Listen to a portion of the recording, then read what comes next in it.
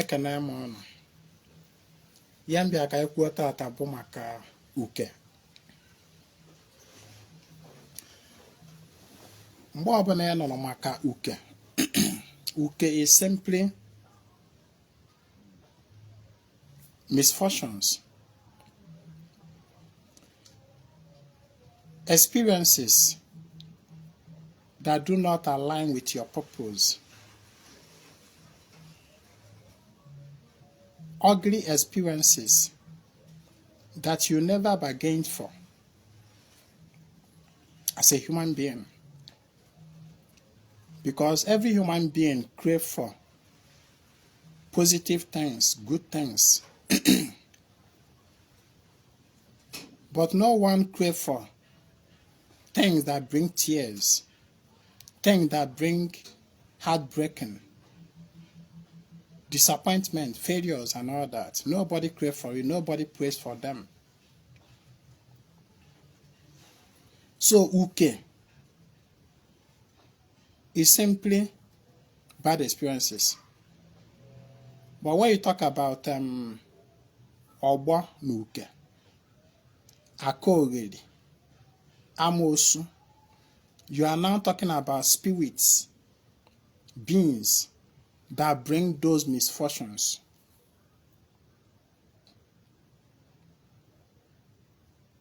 The names you call them simply represent the sources. For instance, if the misfortunes, bad experiences are coming from your ndiot, your spirit spouse, you may now call it ogbo na uke.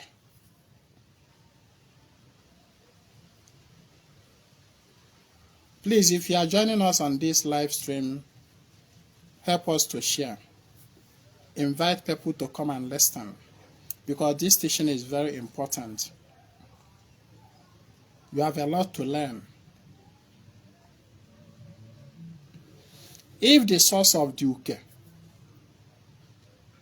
is from angered spirit that you offended one way or the other, you may now call it like a makori. If the source of the uke is from bitterness of men's heart, maybe by way of someone doing sham against you, or by way of someone projecting negative thoughts, feelings, and all that, words against you, you may now call it like amos. You know, please help us to share and invite people. This topic is one of the things that people are always bothered about, and so I'm here to discuss about it once more, because I've been talking about it anyway. Now, uke. One thing about uke is that it is a respecter of no man. Temptation, ọ na-anwa onye ukwu na-anwa onye nta. Temptation ajụrụ gị ma ị bụ big man, ma ị nwere ego, ma ị dị rich, ị dị wealthy, ka ị dị poor. Temptation does not ask you if you are intelligent or ignorant. Temptation is a respecter of no gender, whether you are a man or woman. Uke, ọ da asụ anya, ma ị bụ nwata, ma ị bụ okenye.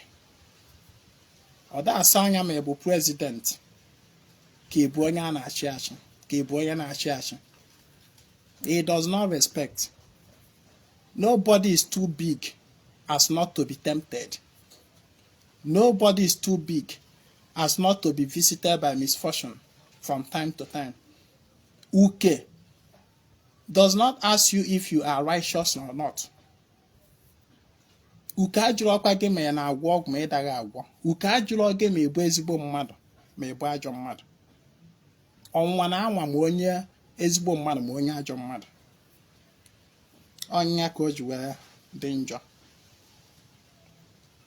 Because eziokwu na uke ya enwere ife kpatara ya, but then it is not by na-edika righteous ma ọ na-edika intelligent ma ọ na-edika careful. Even uke na-abịakwala onye na-achụta aja na-achụsite ya anya. Ịghọta ihe m na-ekwu?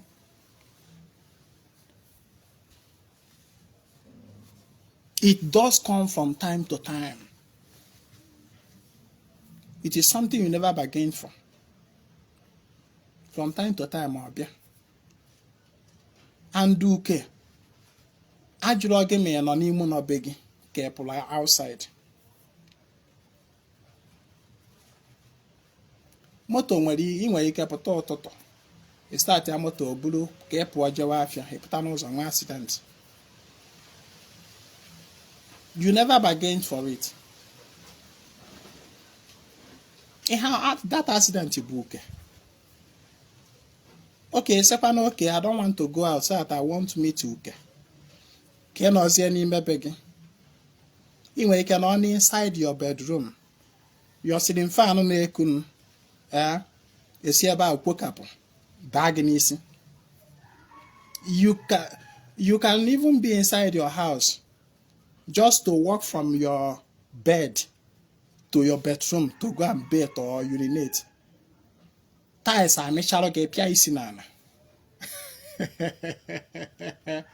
Uke, ifuru uke, it is unavoidable.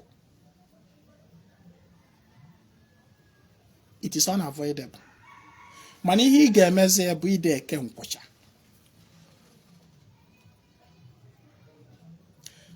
Enwere things that bring uke to man. Because nyere m aka na share this message so that others can also receive, please.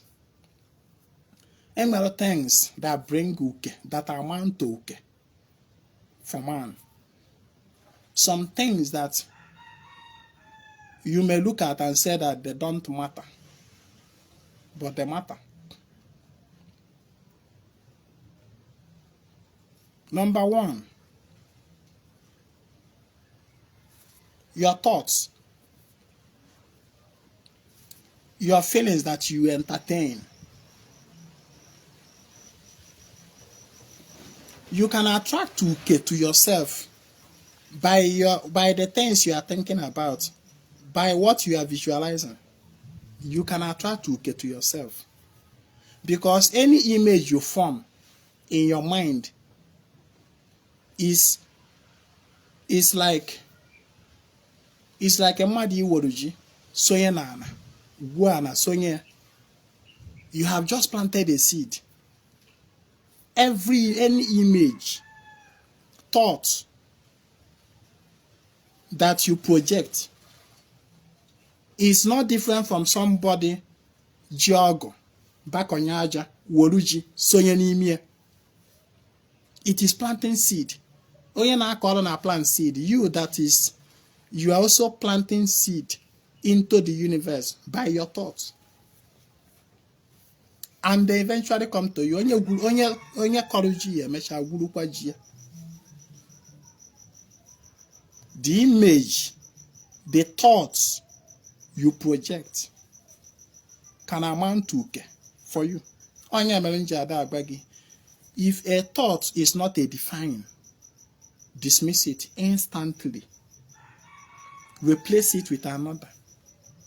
Your feelings as well. You are being hurt and you are dwelling in that feeling. Remember, energy flows where attention goes.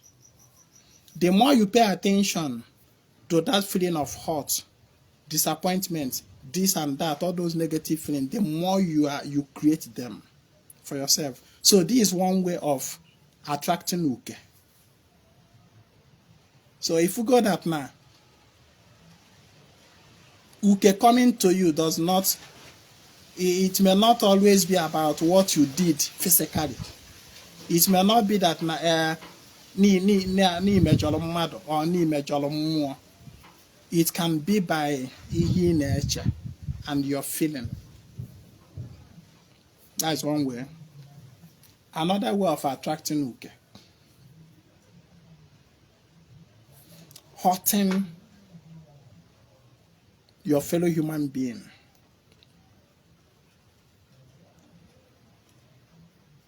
Without good reason, without apology.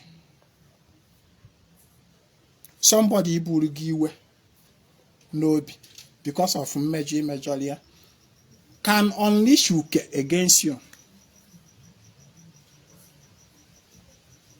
You step on people's toes. No apology. Onwere ife family gị.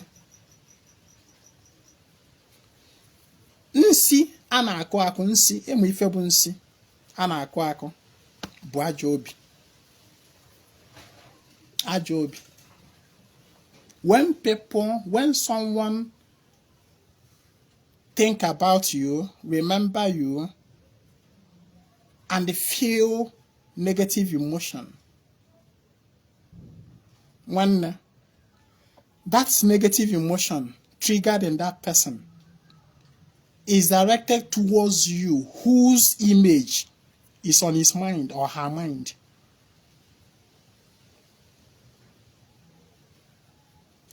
you are the attention, you are the focus for triggering that negative feeling in the person. It sends ripple effect in the entire universe, gathering uke against you.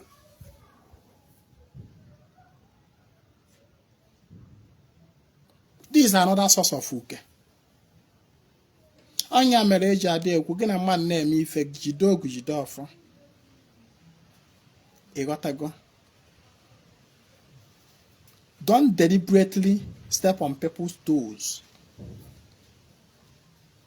Even when they did not go to DB against you, when they did not do any special juju against you, just by remembering you and they feel hurt, they remember what you have done against them,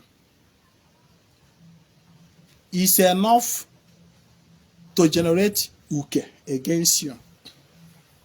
And my get the sources of uke. Another source of uke,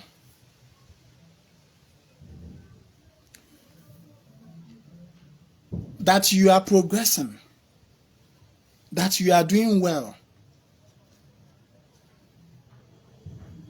that you are doing better than other people,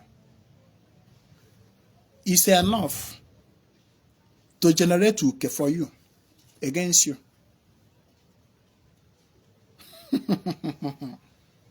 Have you not seen that? Uke is not by me, mad. That me na-emelo onwe gị ọfụma.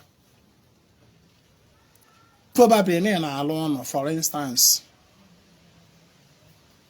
I went on the article and then the defend when I go on that. It's just that I don't know, when I make certain posts, some people don't pay attention to it. I'm gonna get that now. For long you are working on a dream, on a project that is materializing. That is project or something that have come to the physical world. You know, before you started working on that project, it first of all existed in your mind. When that project was still in your mind, nobody knew about it. Nobody saw it. For example, you want to build a house. You have been thinking, you have been nurturing the idea in your mind. You are gathering the money small, gradually. Telling yourself that I want to build a house. At this stage, nobody knows what you want to do. At this stage, that you are thinking about it, there is no uke that can come to you from external source. The only uke you may suffer, at that point, that idea is still in your mind, that nobody else have known about it. The only uke you may suffer is uke that emanate from your own spirit forces, from your shi, from Monday because they are the ones that know what you are planning.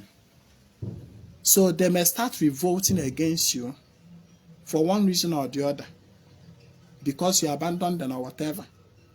But what I'm telling you is that once you not sure that idea where measure where we don't implement it, if you don't block, if you don't bata waja, if you don't bata wokute, if you don't go with cement, if you don't make foundation, a peg, you have started materializing that idea, and people's eyes have started seeing it.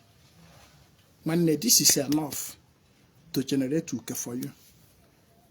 Why? The reason is that out of 100 people that see that your project materializing, about 99.9 of those people project uke against you, willingly or unwillingly. You know, there is this subtle thing in every man that when you see someone doing well,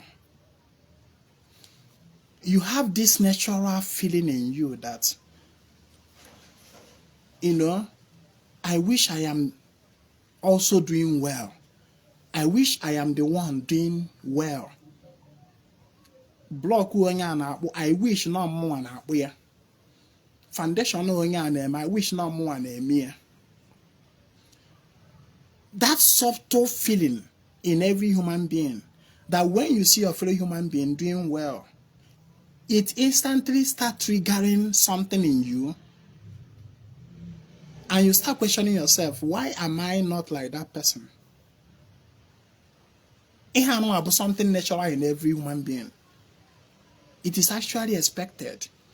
This is the feeling that urges human being to step up, to wake up. In the same hand, if for this subtle feeling,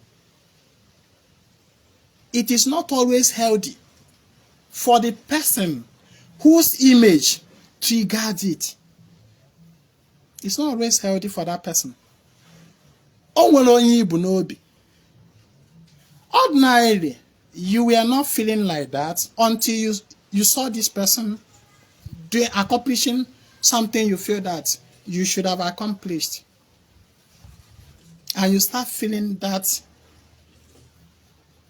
subtle want in you. You know, you are not 100% happy in all sincerity that it is the other person doing it.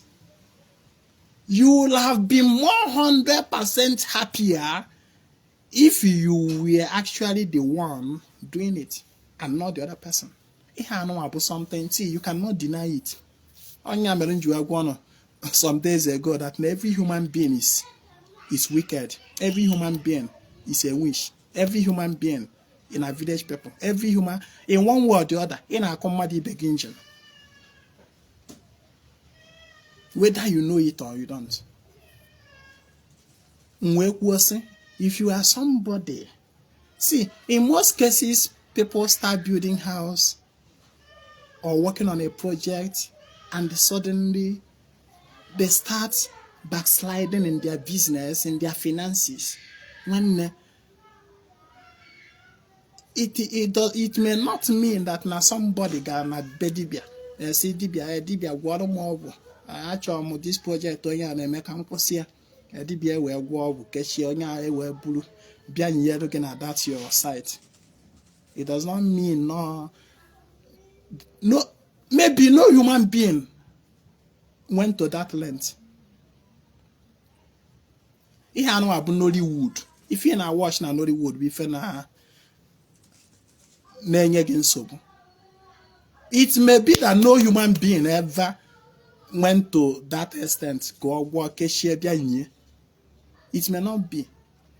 But the thoughts in the hearts of people seeing what you are doing not being 100% comfortable and happy that you are the one doing it instead of them, it is enough to see that if you are not strong enough, these energies contributed by different many people is enough to build up mass of negative energy that can stop that your project.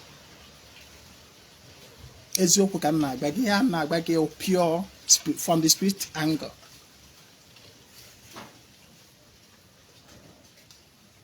So in most cases, in a job, dibia say, "I want to go no mmadụ gwọrọ gị na-eme gị ji."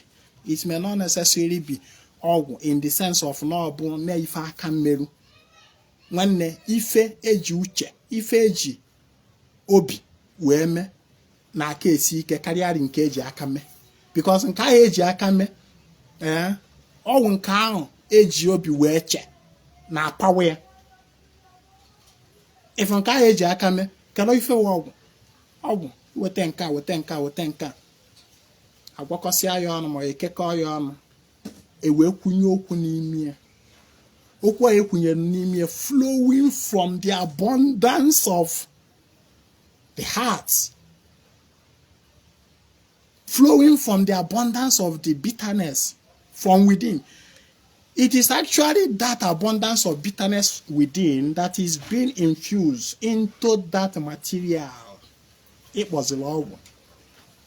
All that abundance of bitterness with that energy, now the energy ada afuanya. If a world will blood that tenana afuanya, it's not that material, it's not that apparent, it is not that issue them, it is not that whatever. The ray organ. Now, the energy infused into it that flow from the abundance of the heart of man. It may infuse in it, of which that bitterness that flow from the abundance of the heart of man can still work without that physical material. So when that you are doing well in life is also enough to generate uke against you. Manija ba fande di bia sigi na agwolo go ogwu. So this is another source of uke. Wait here on them God. Because be sharing this message. Be sharing this message. It gets your teeth and baloge. That apart from your parents, your father, your mother, there is no other human being in the whole world that actually wish that you do better than them.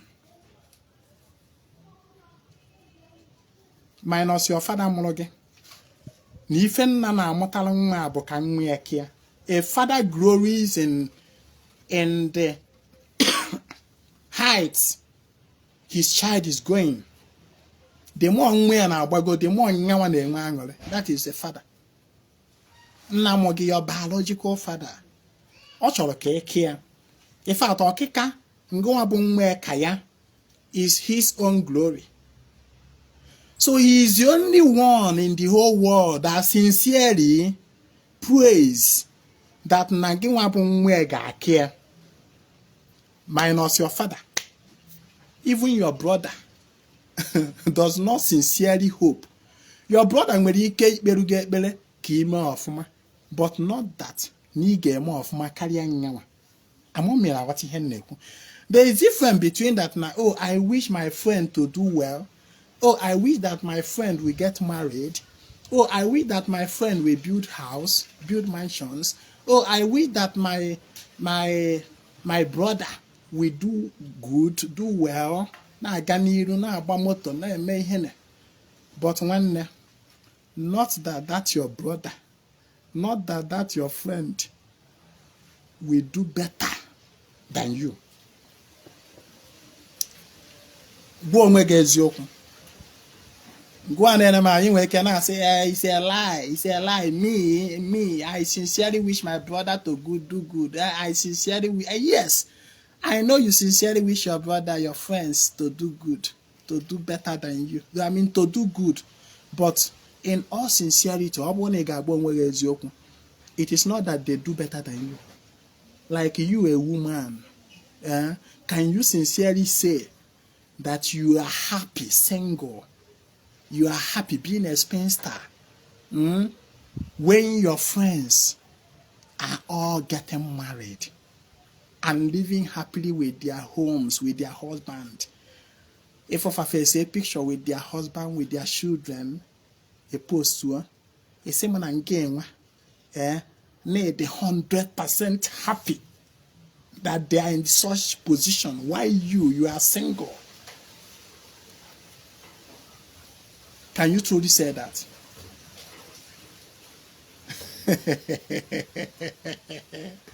Simple psychology. So one that you are doing well in life is enough to generate uke against you if you are not careful.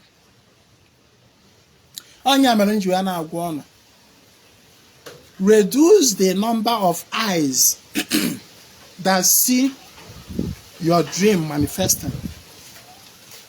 Reduce the number of eyes, human eyes, that see your dream coming true. What do I mean by this? For example, in Alona, email foundation, he say, hello, my social media friends, hello, I'm doing foundation, I'm building house, hello. He say he posts to social media where every man, thousands and millions of people, you are increasing the number of eyes that will be seeing that your project.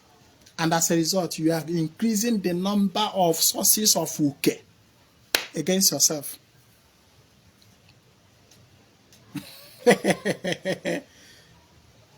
Haven't you noticed that when you are doing something, when you are working on a project and you make it public on the social media, suddenly you start feeling this energy working against that your project. You start struggling.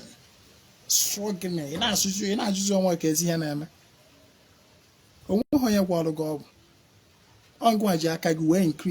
increase the surface area of uke against you.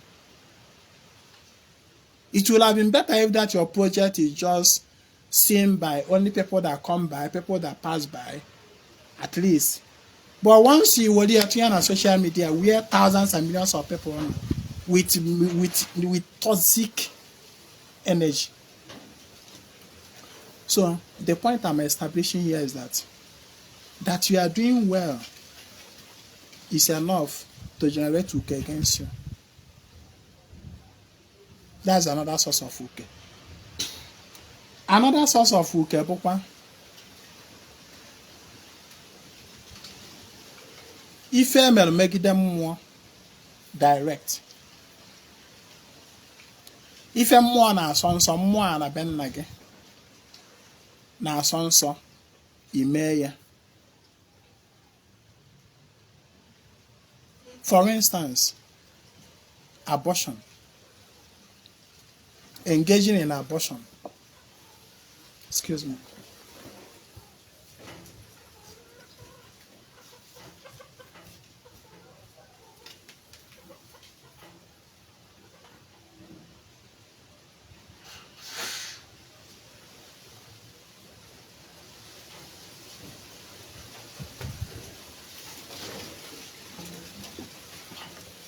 Engaging in abortion and other acts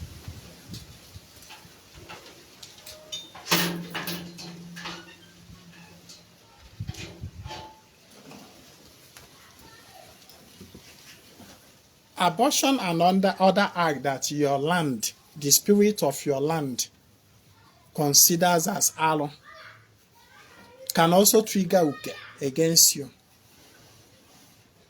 Abona bono na sonso ite ime. It can trigger uke against you. Abona na bono na sonso mmadi idine nwanne and yemeye. It is always source of uke. Abona na bon na sonso mmadụ nwaanyị nọ na di ije di na nwoke ọzọ na-abụlọ di ya, it can trigger uke against you. Where there is a gaba. These are sources of uke. Another source of uke that I want to point out, although this one may another special video to teach it, because it is my recent discovery. It is my recent discovery. This one I'm talking about, because in SOLI, share this message, please. Share this message to Sadi Sozi. Nyaka we share ya. Another source of uke that I have discovered to be a subtle something that many people don't think. No source of uke, but miscarriage on a woman. As I'm getting miscarriage on a woman. Apart from abortion, or whatever, no. Miscarriage. I may not really be able to explain why miscarriage can be a source of uke. But from my recent observations, studies, and follow, I have discovered that miscarriage can amount to uke against the husband and the wife. Now, when you get the email, for instance, anoketa a female poor, a man or blow fall to go, or block one fall to your wife. But that a female hopalon have dug a hole in your family. Oh, buona onunu akowed in your family. It's neither your fault though, or blow. In fact, one on chop at yourself. On cholong, nke one balaba, we're not at poor. It's not your fault. I don't know, my fellow DBS and other people, please, I will also like you to make your own findings and studies to either prove right or wrong. I don't know.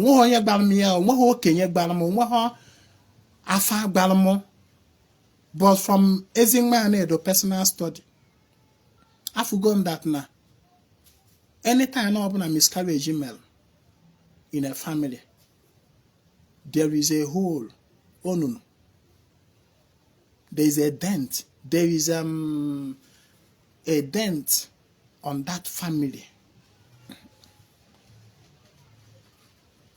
So it's a source of uke. If you don't treat it, if you don't close up that no,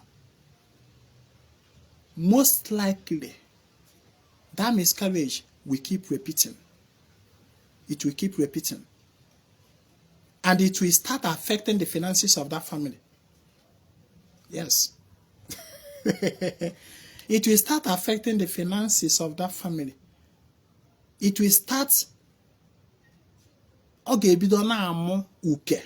Na amu negativities on that family. If it is not treated spiritually. Why you able na ndị nọ na medical line, for instance, ya gba gị na ọ bụrụ na nwaanyị mee miscarriage before nwaanyị ahụ adị ime ọzọ, na o kwesịrị ịga fụ dọkịta ka edozie ahụ ya, arụ ọnụa test, onwe ọgwụ anyị agba ma ọgwụ anyị aṅụọ ka edozie arụ ya, because that miscarriage mere nọ o nwere something not good o mere na ahụ that wine that need to be corrected medically. Ka ọ ya abụ emesi ya nwaanyị ahụ dị ime ọzọ ka o nwee ike nọdụ. Ihe ahụ medical. But I'm talking to you about the spiritual aspect.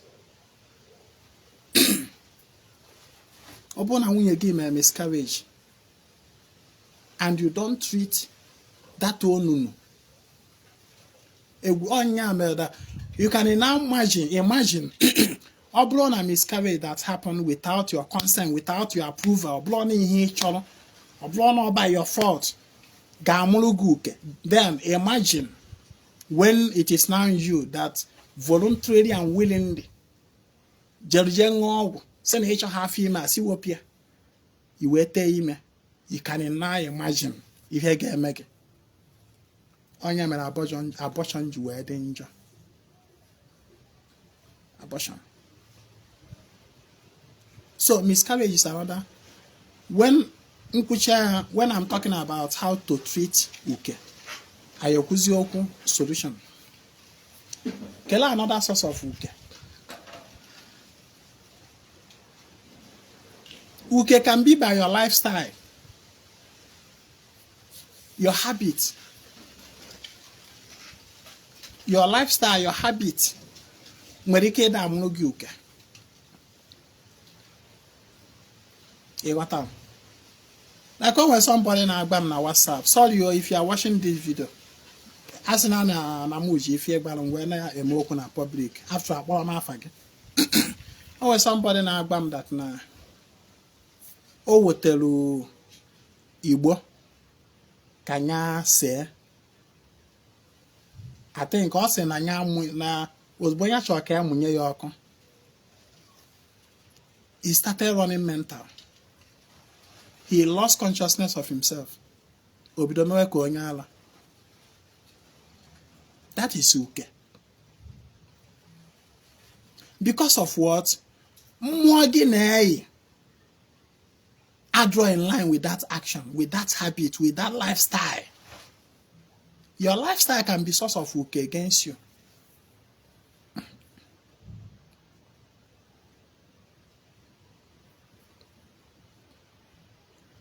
Ise ife osise, ịṅụ oke mmanya, taking alcohol. Onwe some people na chifa na so alcohol.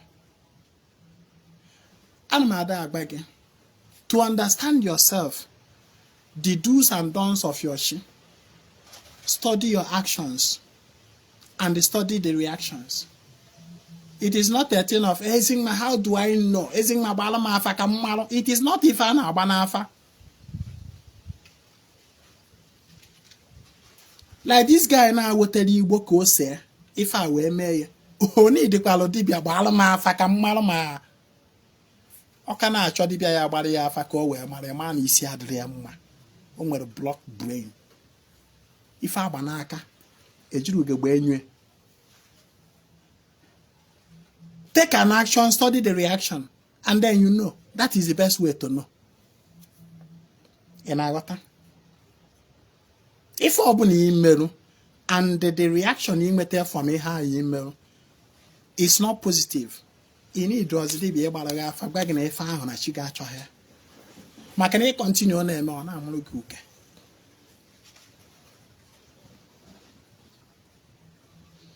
Another source of uke.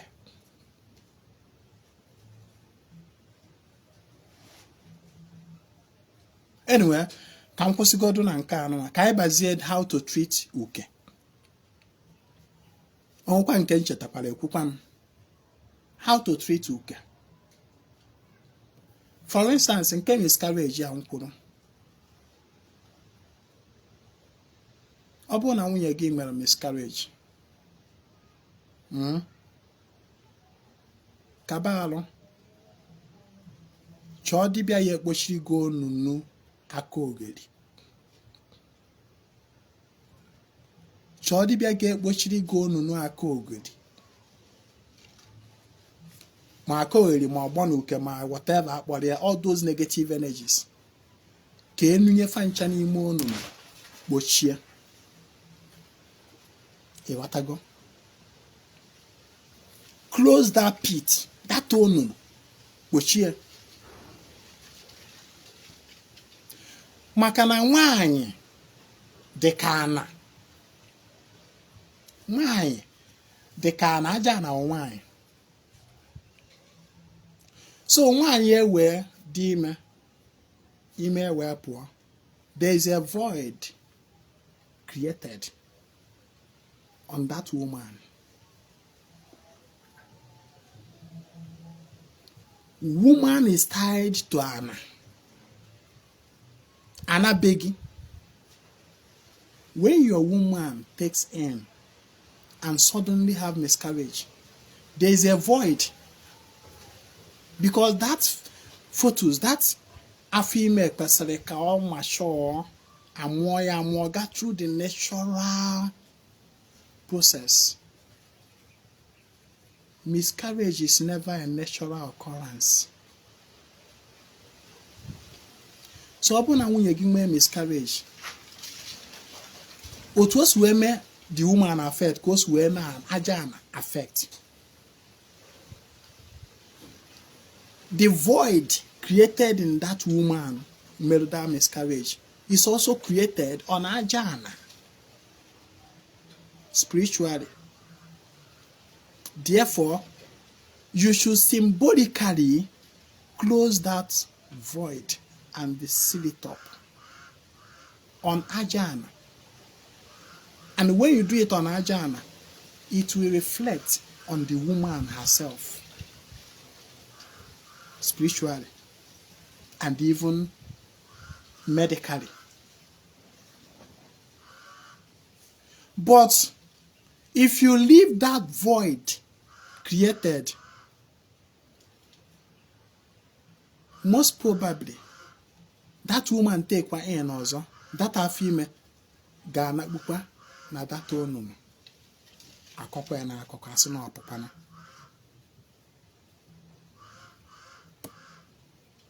Ya bụ uche ka m na-ebunye ọnụ. Ihe a na-akọrọ ọnụ na-abụ from my own personal research. Onweghị onye gbara m.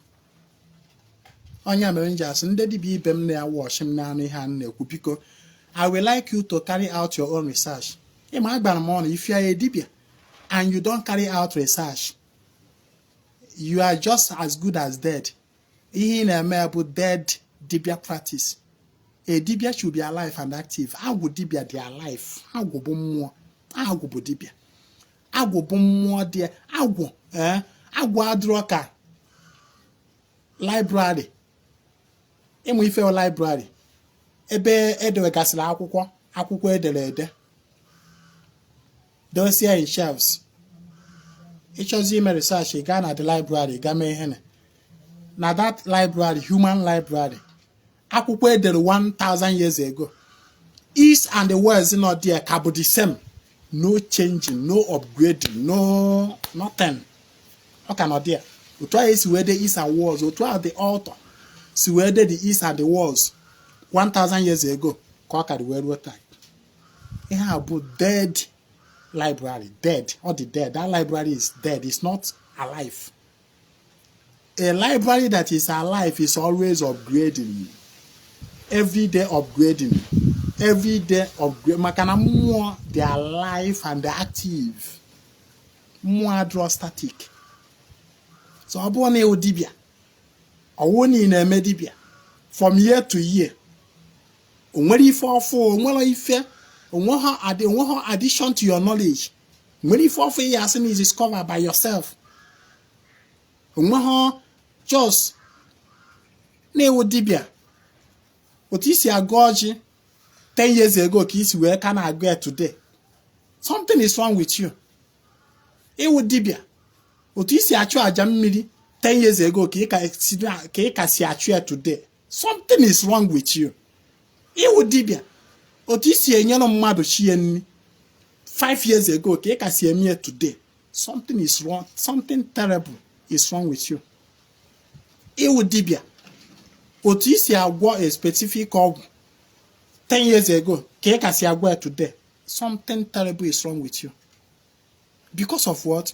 You are supposed to be carrying out research, spiritual research every day. Namu.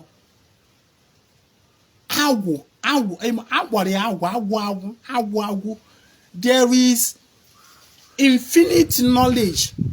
Then master of how you are supposed to be researching on that infinite knowledge. A research here, you will put na mmadụ.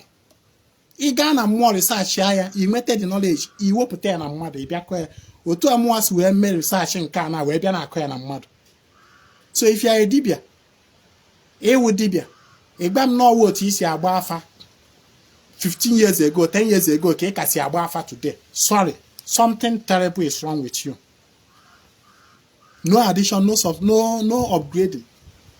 Something, it's just like a scientist. The same way a scientist, and you have never improved on any knowledge that your predecessors laid. No improvement. Na Isaac Newton sere na gịnị mmanụ nke nwa na onwe gị bụ Isaac Newton ekwucha na nke na gwa na onwe gị wepụta kịta same na iwe scientist, and ihe niile na Isaac Newton kwuru, you have not tried to experiment on them, to improve on them, to upgrade on them, because Isaac Newton kwuru nke o kwuru based on findings so mere within that era. Within that era, ngiwa no onwe gị nọ na this present era, what have you discovered? What addition? Kedu nke gị nwa find the goal out? Ina-eme dibia.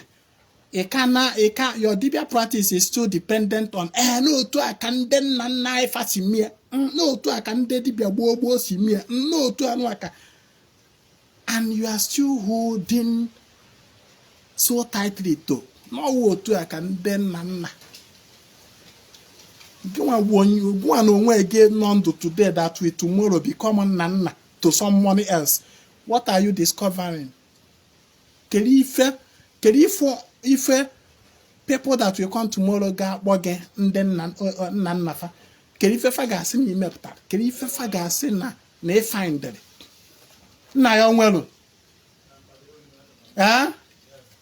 Biaka mari for gasi kana hanom na live video.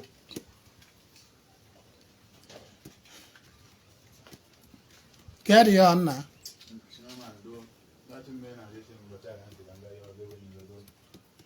Nsogbu adụlọ. Mana ihe na-ekwu onye ọbụla kawara na control emotion ya. Ị na-aghọta? Udo dị, nsogbu adụlọ. So na onye ifo isi na-ebu dibia ma any field ọbụla ị nọ, and you are not carrying out research to upgrade, you are dead. So here I'm kwuru that are watching me. I want you to also research on this, my finding. And then research, you can chat me and tell me what you also discover. However, you do your own research and game. And I what you say, make your own research. So that is it about how to treat ukeso miscarriage. Chodi be get boshiri gida tono. So that can you treat your wife medically to be fit to conceive again and hold baby. Can you treat paziye spiritually? It's a personal advice anyway. Then ekwu maka uke na mmadu na eme ofuma. Maybe na alone. You are working on a project. In a is enough for you to attract uke to yourself. Now, what is the solution? The solution, bon,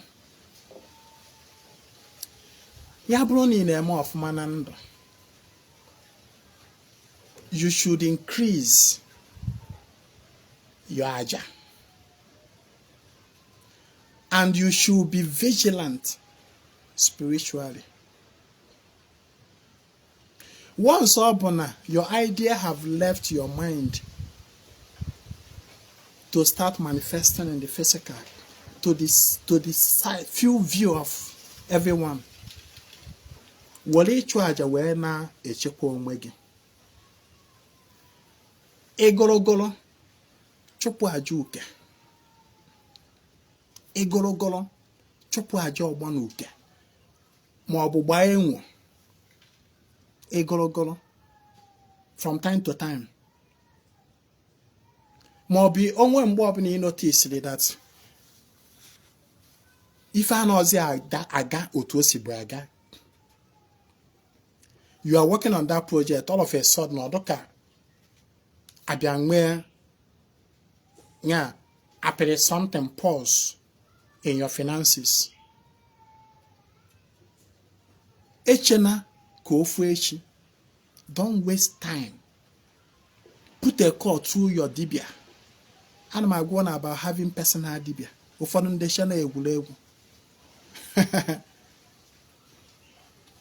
If you are somebody name of Manando, you are doing well in business, financially, and you don't have a personal dibia that wash your back, you don't have an altar that speaks for you. Sorry. So whenever you begin to notice unusual patterns in your business, in your finances, when you are working on a project, don't waste time. That shows you that now something is happening in the realms, in the spirit, that negates your success. Don't waste time. Echena kada day lolonla gafe without contacting your dibia. Ejua na kerifa game. Your personal dibia. Kerifa game. A dibia that wash your back. Joda dibia. Omalo otu ose a consult ezumezi or consult offer. Kafa binye yucha. Ife nwere ike ime. A stitch in time saves 9.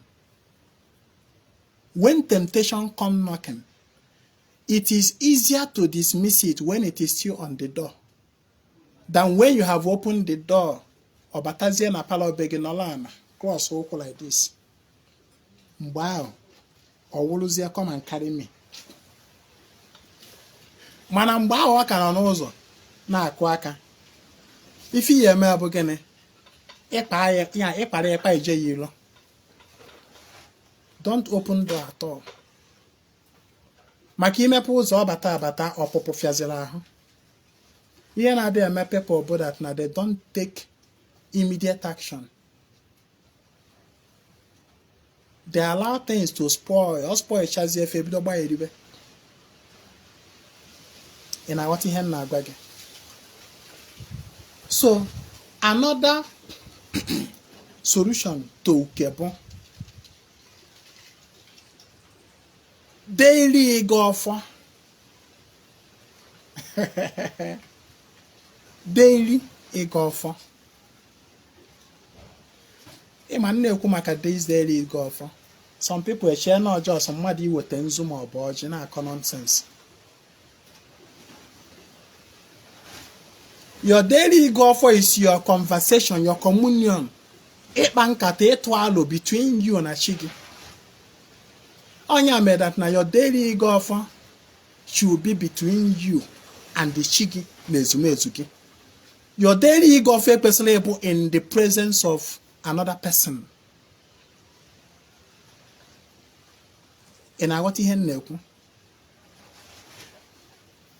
Even your daily golf, some people may speak against me. If your daily golf as a man, probably a married man, a family man, your daily golfer may not be in the company of your family, your wife and your children. Okay, no matter how serious and how personal your daily golfer should be. I saw Pam Namado with a zino bella de lom. Mano were casing my side for tea. Namo potaketa boys no my family come, my wife and children come down a kite belly. It's entirely different thing. A belly may be in the company of my family. It's entirely different from my personal conversation with my personal chi. I'm on me now. For example, na social media. Asim nam na go off. Abayam camera. And I will margin more bunzo or whatever. And I'm go off.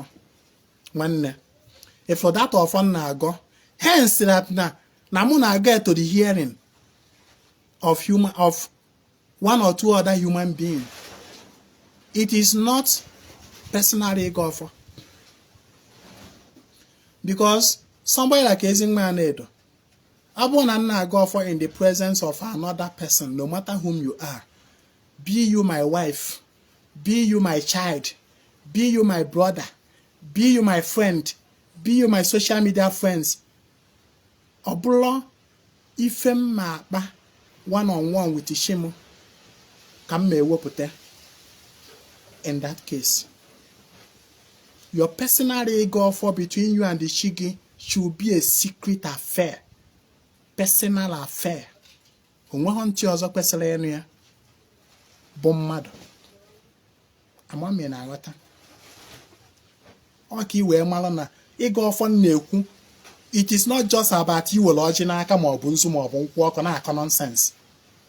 In your personal ego, for that is when you discuss personal matters regarding your personal life with your she. Na mmụọ niile na-emerụ gị ife ọma. In your personal ego, for that is when you select the wheat from the chaff. In your personal ego, for is a sacred ritual. In your personal ego, for that is when you harmonize and align yourself with selected spirit forces. Selected. Ego for is an act. It's an art you have to learn. Ego for goes beyond na amamekwu na more the vocal na more nwere ụdị onu na go for onu ma na ha. It go beyond that. In your personal ego, for that is when you separate the wheat from the chaff. In your personal ego, for that is when you address squarely matters regarding your personal life. In your personal ego, for that is when you choose and select the more you align with and those you don't want to align with. Because as a matter of fact, obrokwa mmụọ niile ka mmadụ na-akpọkọ ka ọ bịa taa ọjị ya. Ọ bụrụ mmụọ niile ka mmadụ kwesịrị ịkpọkọ ka ọ bịa maa nzu. Ọ bụrụ mmụọ niile ka mmadụ kwesịrị ịkpọkọ ka ọ bịa taarị ya ọjị, ka ọ bịa ṅụọrị ya nkwụ. Ọ bụrụ mmụọ niile. Maka na o nwere mmụọ ị ga-agbọ ịma ụkpọ ka ọ bịa taarị ya ọjị, ọ tacha ọjị ahụ ọ na-amụrụ gị uke na aka oghere.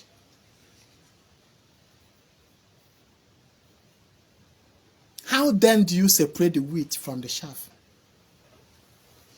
I am talking of even more in your ancestry. It is not every more that you should be calling. You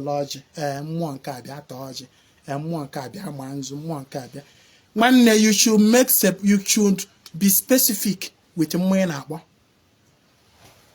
You should be specific. Topic for another day. Go and figure things out. If you hear Basari golf, you could go here for years. But many people don't pay attention. Many people on our photo, Ezingma is talking about Ghana golf now. They think that gobo off on the kuobo, Madapalunzuna corner coiri. Modern Madapalogina corner coiri. It goes beyond Igota, if a big golfer, personally golfer. Egotia, a man. It is the summary of everything you do as a human person. What okay, yes, somebody Jenna golfer. When I say raising my man, I'm gone off every day now, man, only if enough. I got a home. You don't understand yet what you are being asked to do.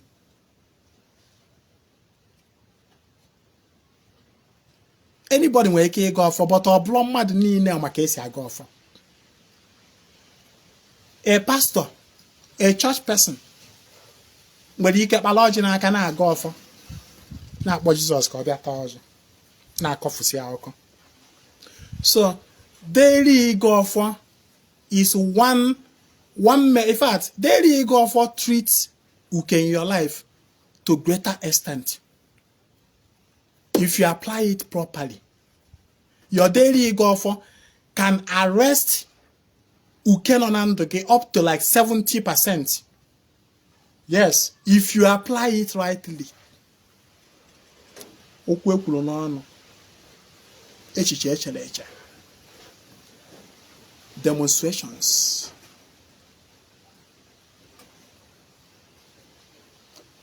Daily ego offer is another way to handle uke. Another way to handle uke. Feed your chi. Ume ka eji afụ ọkụ. Chi, remember, everything that happened in your life physically is flowing from your chi. If all na meru gị, emego chi gị tupu o mee gị na mmadụ. Amami na aghọta. For instance, you are suffering lack. Your finances na aghasasị. In the physical. Before your finances ebido gasasiba in the physical, obugu ụzọ gasasịa na mmụọ. But what happened is that you did not take correction when it happened in the spirit. That is the reason it is happening in the physical. And the happening in the spirit before it happened in the physical, bona. Omego shigi.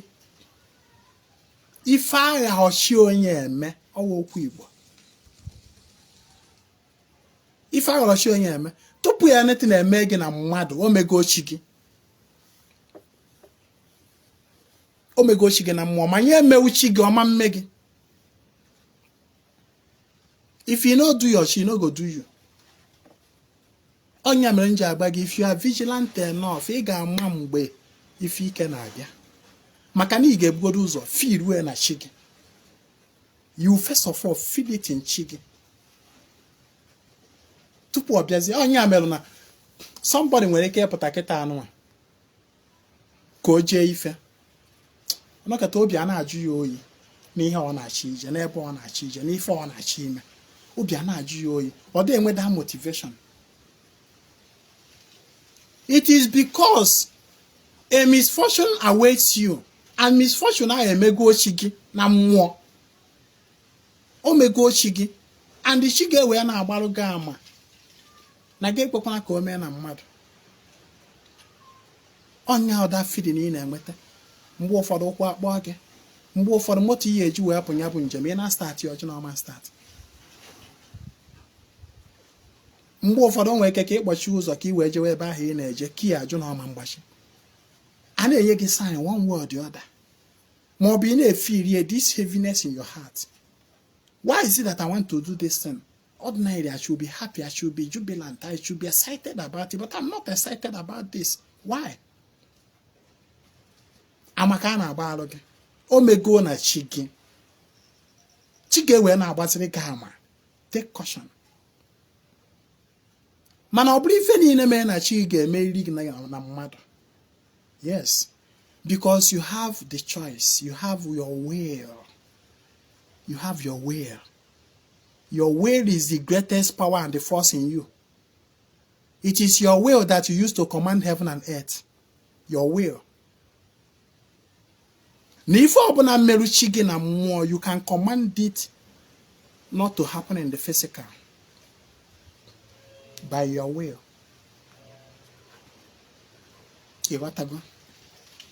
Onya mere na ọbụla nlọ niile ịlọ na-emezu. Na nlọ ọbụla ịlọrọ ụba maka agba alụ gị, take correction.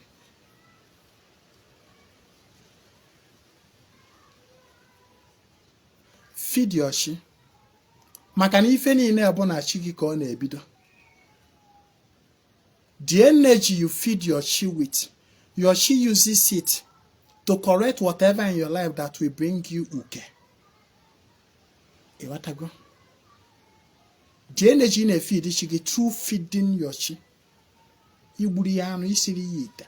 Ana m agwa na follow this our Igbo tradition of igburu mmụọ anụ, gọọrọ mmụọ anụ, gọọrọ ya ọjị na ihe ndị ọzọ, gbuoro mmụọ anụ, sie nri ọnụ na abụọ na eto erie, in reference of a spirit being or group of spirit being. Nwanne onwe ha aja ka you got to go from time to time, feed your sheep. If you want to stay far away from you, feed your sheep more frequently, like monthly. Golano de mabuolu shigi golu shigi bori e wori e we see it every month. And again, Japan monte. Ibulo mwanu di kwicha.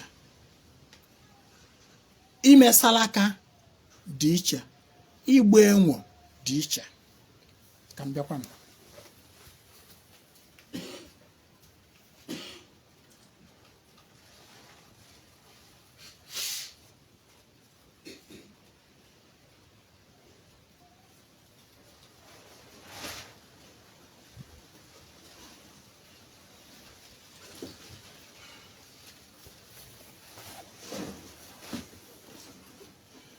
Mana agbara m ọnụ na ọ dị ụzọ aja na-abụ mmadụ ekwesịrị iji egwu. As a matter of fact, ekwuru m sị na aja niile mmadụ na-achụ n'ụwa is summarized into these two. Number 1 bụ gị na aja salaka, others abụrụzi igbo enwe. If for these 2 aja, they have their unique roles in human life. Mmadụ igodo mmụọ gbuoro mmụọ anọ bụ salaka. Onya me mgbe ụfọdụ asị nge, have you done salaka for your sheep? What I actually mean bụ, have you fed your sheep? N'iwere anụ kịta anụ a mebi ọkụkọ ma ọ bụ ewu ma ọ bụ ebu ma ọ bụ efi, ịkpọkwa chi ugodo orie gbuo were esi ite ka ndị mmadụ rie, ọ bụ salaka. N'ije na mmụọ na be nna gị ga gbuori ya anụ esie ite, ọ bụ salaka. N'ịga na mmụọ ikwu nne gị, ọ bụ salaka. N'iwere ọkụkọ jee na mmiri godo ọrụ ndị mmiri terefa na mmiri, nwanne ọ salaka. Ịghọtago? N'iwere ọjị jee na mmiri kpee ile ọma, kwuo okwu, kwuchaa wa ọjị ghaị na mmiri, nwanne iti salaka. N'igburu agwụghị anụ sie ite, ọ bụ salaka. N'ijere motherless baby jee nye ụmụaka nọ dị ya ife, ọ bụ salaka. N'ịfụrụ ndị ayọ n'ụzọ change si ego nyefe, ọ bụ salaka. N'ịbịa na Christmas and New Year gote rice, gbasa akpa rice kpọkọtasịa ndị ogbo unu ka efa, nwanne ọ salaka. N'igotesịla akwa ụmụaka kee ụmụaka, ọ bụ salaka. Mana nke na iwetela anụ, for example maybe ọkụkọ, were wee gudocha kwucha nye n'isi gị, tụfuo esi anya jebe, ọ bụ igbo enwe. N'ịgbalụ dibịa, dibịa biko kere m ọgbọ n'uke, dibịa wee kere we ọgbọ n'uke, nwanne ọgbọ n'uke a wee igbo enwe.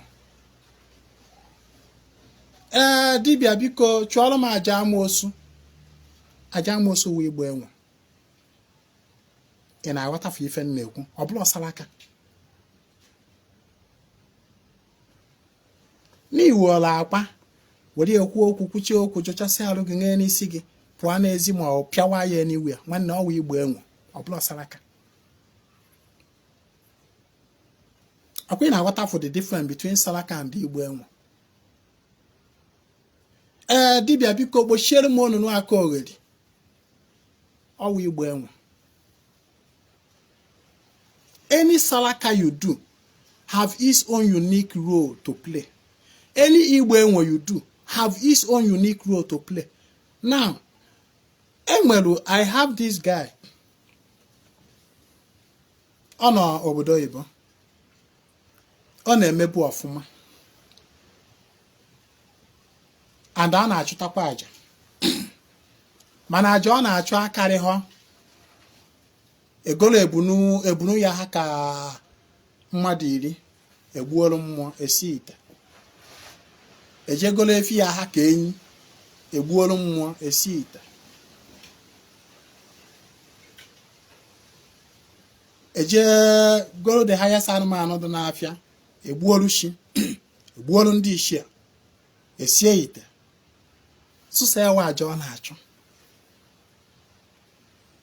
Nwanne gee m ntị, aja salaka alone cannot solve all your spiritual needs.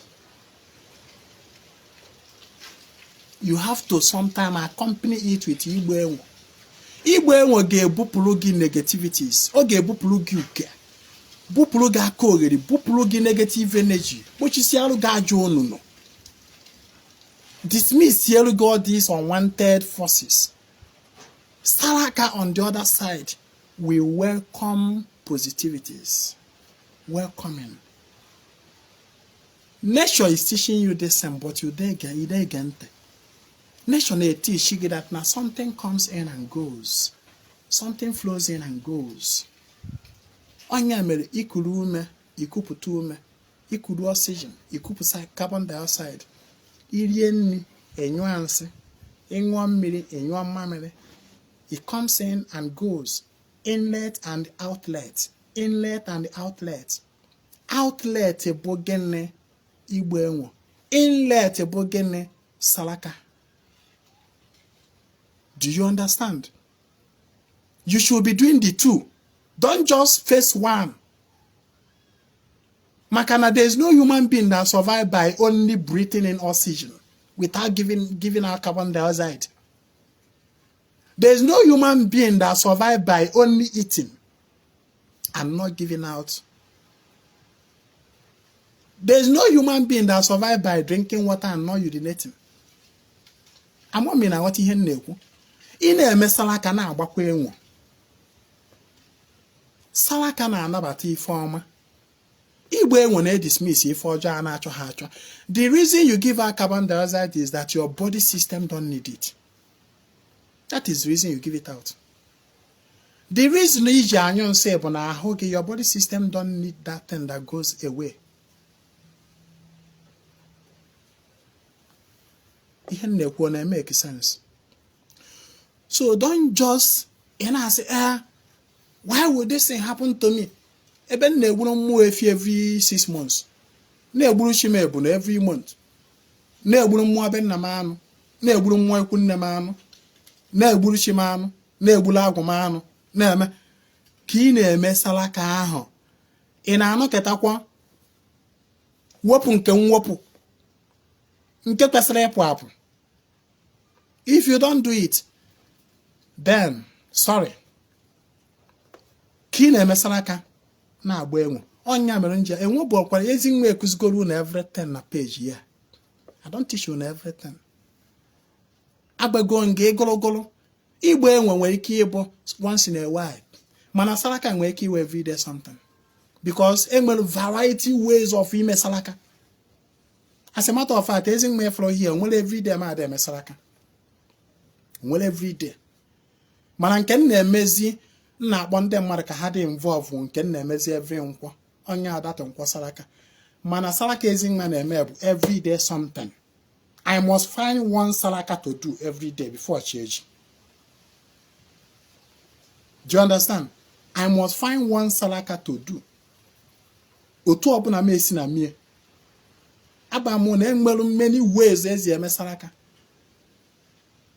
Mana Igbo enwo nwere ike wụrụ once in a while. Nwere ike wụrụ once in 4 days. Asi dibịa mbụ. Mana ngị wa na-abụlọ dibịa. Igbo enwo gị bụrụgodo once in a month. Aha yes, nya na otekazi aka. Nya bụ once in a month. Kama ị na-eme ndị obere, ị ga-eme n'onwe gị. Then egologolozi ịgbazie dibịa o merụ gị nke nnukwu ya, ị akwụsị ya ụgwọ. Dismiss negative energy before they overwhelm you. I have to stop here. Let me stop here. Because the message on this video is very, very important and necessary. Share it. Help others to get it. The reason my videos don't go viral on Facebook. Facebook na shadow ban. This is in one the page. Facebook shadow ban me because of reports, constant reports. People know about my page. There are a lot of people that are watching me that don't want my message to be received by many people because my message, you get take it free from whatever evil hand did you get. And so many people, many forces don't want you to get the message. Jeff, if you find a mail to be shadow banning me, and I shadow not ban them. Obelogo may 1 year. This page clock 41,000 followers. Since year well today, it have not added even one person. Come on, if I am able and I reduce. Just check up my page. You check here my page today. Oh, I can have 41,370. You check here in the next 4 days. You can have 41,000. Oh, I can 600, 360. All reduce go. There's a reason for that. In our but let's assume even name at this page book comedy. Let's assume even name at this page baby and aquas. Let's assume even name at this page book. If your name, you know that it doesn't have to do with giving people the right knowledge. It got for this page or now. Below go to 1 million followers. On your melange, when you are born the opportunity in or here where we share this video. When it was share, Cabalo share. And I water at least only 1 or 2 people guess the Naka you wash share your gabaloo. I can acquire more. Every unquan I name a Saraka no beer. Eshi unquan. Every 4 days I name a Saraka here. If you want to be part of the Saraka, you let me know. Chat me on WhatsApp 080324 77868. Open knowledge or call again. Email Kamaro. Our monthly ritual for January is still on. Issues and email Kamaro. Ishi de bafa. Kagonya gina mwana obi ezmezing my maid. Email Kamaro. Ihambara gina have been existing for years. Mana recently in the MSC open. Idenya fan obi ezmezing my maid. Makandeng massa. Having an altar that speaks for you. My WhatsApp number is 0803247768. It's chat me on all your day. Bosori and auto to ebe 9:10. Chat him na WhatsApp. Make sure you bafa. Mani ga gbapa mi fe chore eba na afa. Sorry yo. It's kezing my balogafa. You must tell me the reason. You must tell me why you feel you need the bafa. If you feel too big, sorry, don't chat me. Because a man that begins a journey without a clear purpose is a confused human being. So don't come to me if you are confused. You don't know the reason you are not just saying my balamafa. I don't know about the cafe. If you can borrow, chat me on all your day. No total 9, 10, 11. Latest 12. My name is Ezimwanedo. I come for a total restoration of ordinary nomen and evil.